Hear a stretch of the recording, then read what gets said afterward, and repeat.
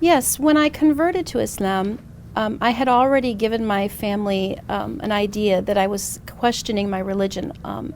And when I told them that I'm a Muslim now, my parents were very upset. They felt betrayed, and they felt that what they had done as parents, raising me and guiding me through my adolescence into the church, that I had left that sort of behind. But when I talked to them about Islam, one of the first things I did was I took a book called Understanding Islam to them, and of course a copy of the English translation of Quran. And we talked about different things, the points that were comparable in Islam with Christianity. We talked about the holiness of the books of Allah, the Torah, the Injil, and the Quran. And I explained to them very slowly. They weren't resistance that they sent me away or denied me for much of that time. They just would say, do you have to wear that on your head? Is it really time for you to stop and pray now? And with me being consistent and treating them in a kind way, they were very gentle then, and their attitudes towards me changed greatly. It was easy for them to accept when they knew that I hadn't really left behind everything that they had taught me, but that Islam sort of completed who I was, that I was more honest with them, that I was committed to a life of modesty and moderation, and that I really had a personal relationship with my Creator, and they were pleased with that. It didn't affect me negatively in a way that it made me lose a job. Of course, when I was a professional and working in the retail industry selling clothing, there was a question, how can you know what's fashionable and you're covered up and not looking very fashionable? I did change professions, and I moved out of state and actually ended up working for an Islamic organization, and that helped tremendously.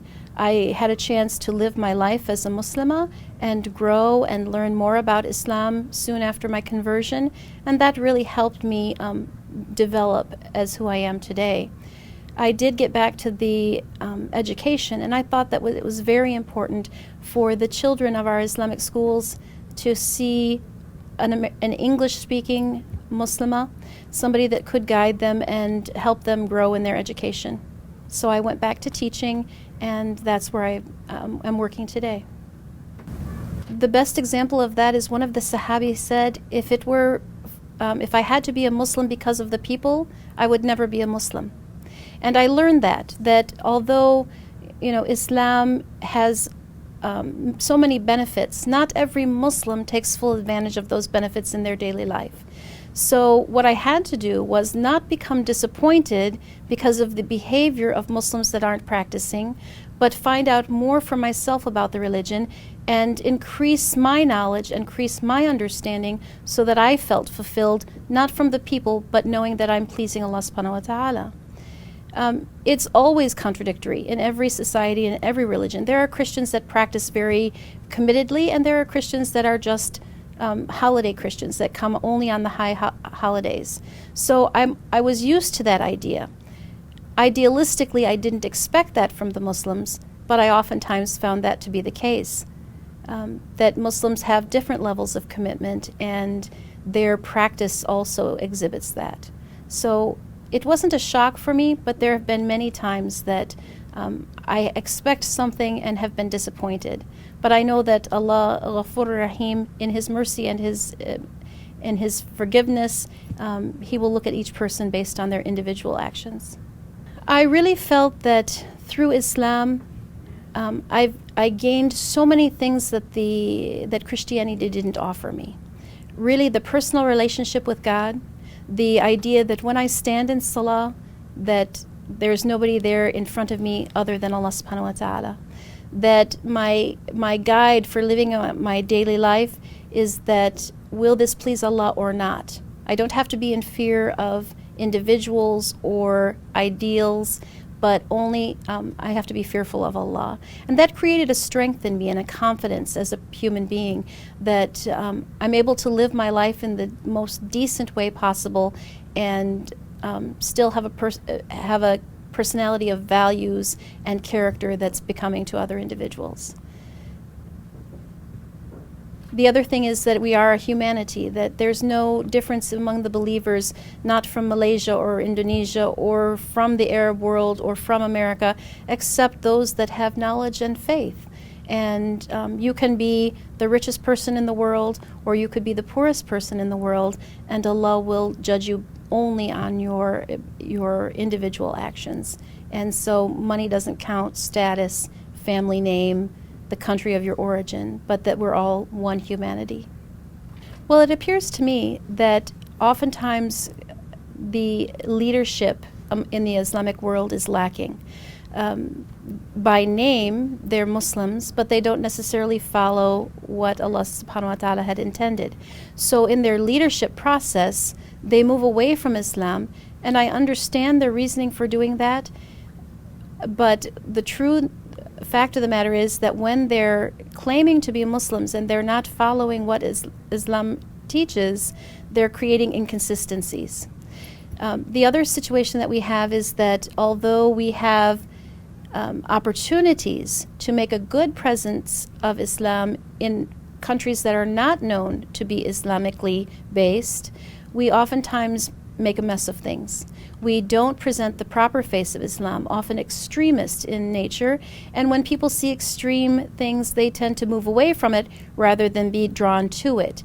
If we take a more moderate stance, meaning the leadership and the believers, if we're in the moderate mode, we'll find people very open to accept Islam and Islamic leadership. As Muslims come to America or places in the world other than their homelands, I find that everybody likes to support their nationalism. For instance, we'll find a group of Sudanese people sticking together and communicating with one another. Although they're Muslims, they're not incorporating themselves into the Muslim community. When we have this nationalistic view, we tend to fractionalize the ummah or the members of the Muslim community rather than draw it together. One of the beautiful things that happens here in Dallas every Eid is that we rent the convention center downtown, and a group of about 35 to 40,000 Muslims pray Salat al-Eid together.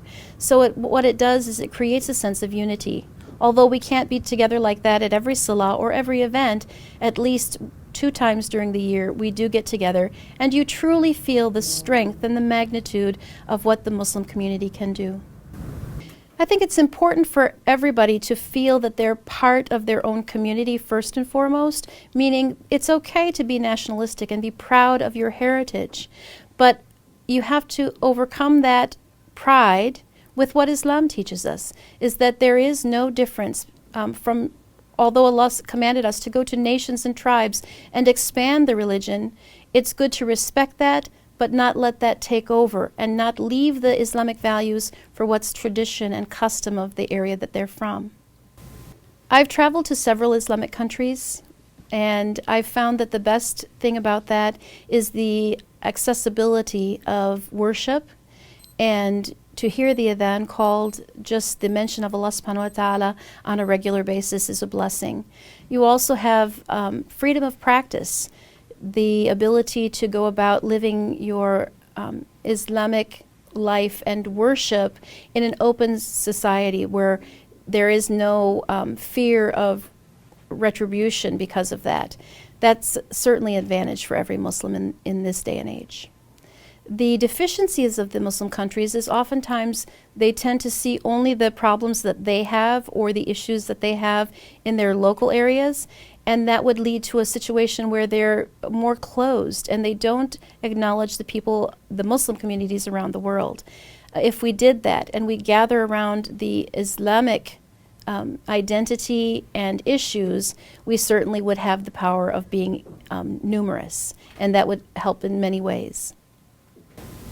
Well, if we look at the history of Islam and how it spread through the world, people like Ibn Battuta, Tariq ibn Ziyad, who opened up North Africa and moved into the Iberian Peninsula, these people were so effective in spreading Islam simply because of their good character and their manners. They were intelligent, they were articulate, they were able to deal with the people at their level, and they carried the message of Islam through what they did, not necessarily what they preached. So it's very important that as Muslims today, we exhibit those same behaviors. I find that oftentimes in America, when we have Muslim families that their children are in public school, the parents don't get involved in the public school as volunteers. This causes a gap. The teachers work with the students, but they don't see the adults. And it presents an issue where the parents are maybe fearful of being exposed for being Muslims or for not being accepted for who they are. And in a society like America, that couldn't be farther from the truth. People here are very accepting and very open to meeting new people and accepting new ideas. So we need to take advantage of that. For me, one of the most special times of the year is Ramadan.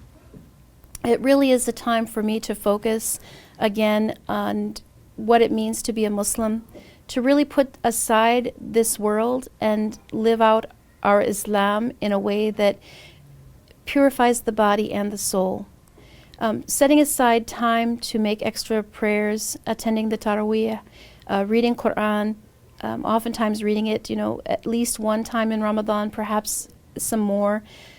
It's a chance to really block out the things that get in our way of creating a peacefulness in our own lives. And Ramadan really does that because you don't have much time for anything else. It's challenging as a teacher because the last few years we've been teaching and fasting, and so it gives us a greater appreciation for the time that we can make iftar and feel the relief that is guaranteed by Allah subhanahu wa ta'ala. What about Hajj? Have you been in Hajj? I have not made Hajj, but I've had the wonderful opportunity of going to Mecca for Umrah, and it was an experience that I would love to repeat again and again. I was very fortunate that I made my whole Umrah within a meter of the Kaaba, and every time I made the tawaf around the Kaaba, I got to touch the Rukn Yamani, and I actually got to touch the black stone, and to stand in the spot where Ibrahim and his son placed the stones to build this structure. It's just amazing to me. As people always said that when you make Umrah or Hajj, it really calls for you to come back, and indeed I feel that to be the case.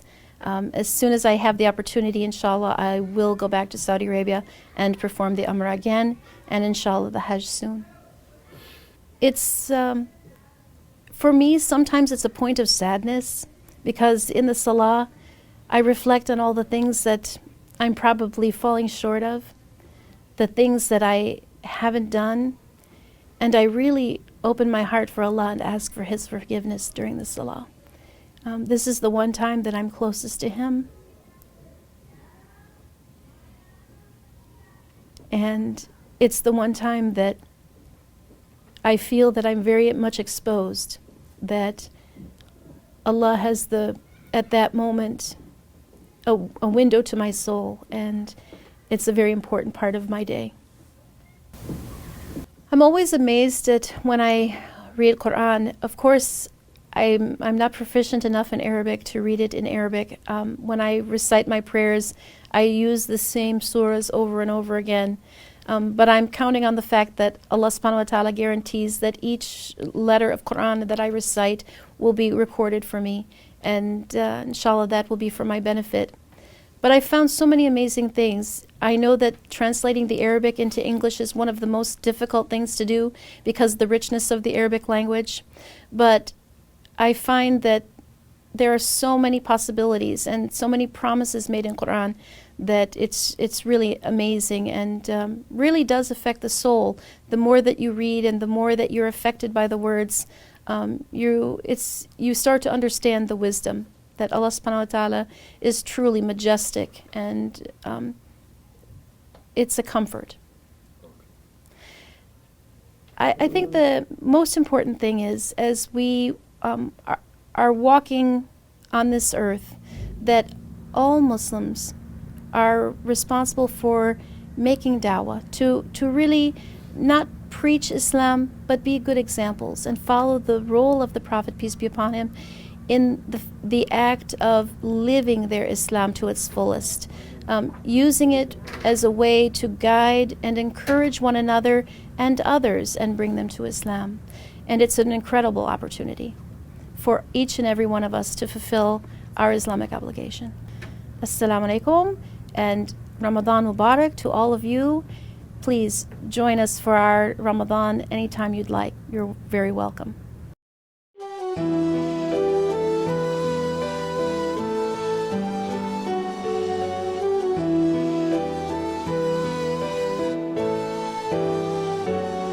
Dilersen zengin yaparsın, ey yücelerin yücesi. Yokluğuna düşürme, Zalime muhtaç etme, lütfeyle bizlere. zenginlerin zengini. Alanda veren de sensin, Benim canım Allah'ım, El Mughni ismini çok seviyorum. Ey yücelerin yücesi, benim canım Allah'ım, El Mughni ismini çok seviyorum. Ey yücelerin yücesi, benim canım Allah'ım.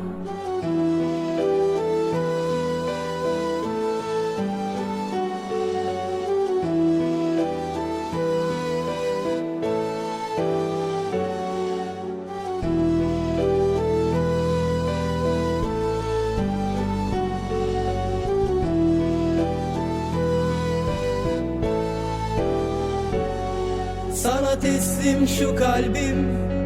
Maneviyat zenginliği ver, Unutma beni ne olur, fakirim sensiz ben. koru tüm çocukları. Affı bol Allah'ım, Alanda veren de sensin, benim canım Allah'ım, El Mughni ismini çok seviyorum. Ey yücelerin yücesi, benim canım Allah'ım, El Mughni ismini çok seviyorum. Ey yücelerin yücesi, benim canım Allah'ım, El Mughni ismini çok seviyorum. Ey yücelerin yücesi, benim canım Allah'ım, El Mughni ismini çok seviyorum. Ey yücelerin yücesi, benim canım Allah'ım.